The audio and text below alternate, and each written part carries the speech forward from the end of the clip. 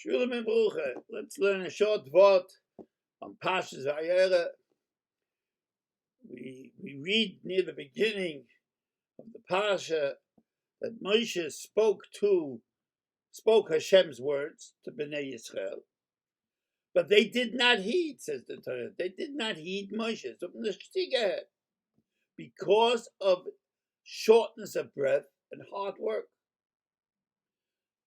So the Tzudek Kohen from Lublin, he explains this verse, this passage, in light of a Medrash Rabbah, which records that while Moshe was young, living in the palace of Paroi, he convinced Paroi that slaves work more efficiently when they have given off a day, they get a week off to rest. So Paroi instructs Moshe to implement this idea, and Moshe arranged that Bnei Yisrael should have Shabbos off. Later, at the end of last week's Parsha, we read that Paroi decreed, let the work be heavier upon the men, and let them engage in it, and let them not pay attention to false words. In other words, he took away, he saw what's happening. He saw Moshe Rabbeinu and said, and we're talking about letting them go. What, you know what? He took away that Shabbos rest. He took away this moment of Shabbos.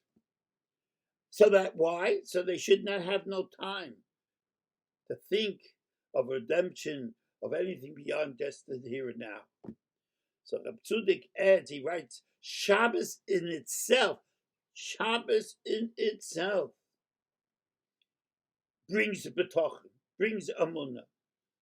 Shabbos is a tool of amunah.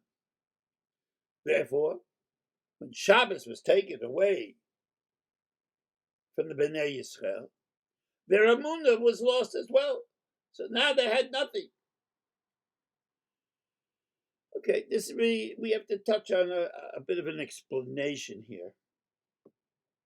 Because for Moshe Rabbeinu himself attributed his from last week's initial failure of his mission because he has a speech impediment. So Rabbi Tzudek explains, because Moshe is not referring to the same speech impediment that he spoke about at the first instance. That which is spoken about in Parshas Shabbos, that was taken care of. Hashem had already promised Moshe that I'm going to heal that condition. No, Moshe meant that as Bnei Yisrael's leader, his ability to speak effectively to Paroi was proportionate to the level of Bnei Yisrael's amunah. And therefore, because they had lost their Shabbos, he lost the ability to be heard by Paroi because they had no more amunah. They had lost their amunah. Therefore, Shabbos and amunah are connected totally. Now, if there was ever a Zman in living history where you needed amunah, it's now. You see a whole world being locked into their homes. We have a vaccine. We are getting it. We're going to find it. People are just so tired and so broken. Ein Chesed here in Britain, we can go to shul still on Shabbos, given that we follow the rules, distancing, masks, but we can go to shul. So we still have the Shabbos in that respect.